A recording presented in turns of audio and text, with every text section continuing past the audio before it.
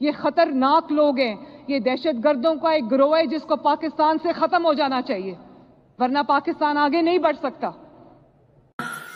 آخر میں اداروں کو بھی یہ میسج دینا چاہتی ہوں کہ عمران خان پاکستان کا سب سے بڑا فتنہ ہے۔ یہ لوگوں کے بچوں کو مروانا چاہتا ہے اپنی کرسی کی حرص کے خاطر، اپنی حکومت کی خاطر، جس کو جب سے اس سے حکومت گئی ہے یہ پاگل ہو گیا ہے، ہل گیا ہے۔ تو خدارا ہوش کے ناخن لیں، اس فتنے سے ڈیل کرنے کا طریقہ قرآن میں موجود ہے۔ قرآن بتاتا ہے کہ فتنے سے کس طرح ڈیل کرنا ہے۔ یہ جو مذہب کا، ریاست مدینہ کا یہ جو لبادہ اس نے اوڑا ہوا ہے نا، اس کے اندر سے بہت بھیانک چہرہ برآمد ہوا ہے۔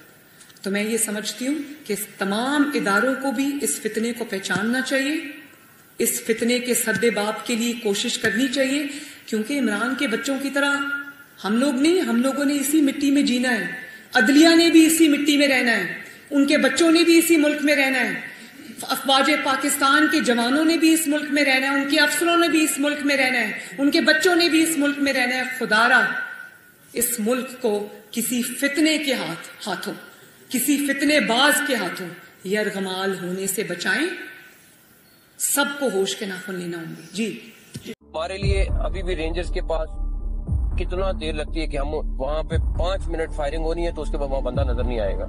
اور ایک جو بار بار بات ہو رہی ہے نا، بڑا آسان ہے، گولی چلانا سب سے آسان کام ہے، ایک چھٹا مارے تو یہاں پہ صفایا ہو جائے۔ ہم تشدد کا جواب بالکل دے رہے ہیں اور سختی سے دے رہے ہیں، سختی سے نمٹیں گے اور جواب دیں گے۔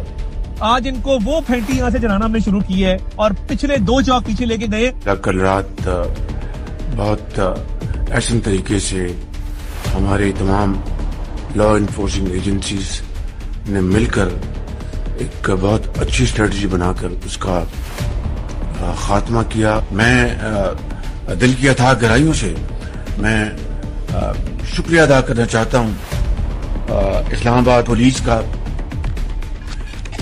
رینجرز کا، پنجاب پولیس کا، سندھ کی پولیس کا اور لا انفورسنگ ایجنسیز کا، جنہوں نے مل کر ڈیفیٹ کیا، شکست دی اور ان کو دھکیلا۔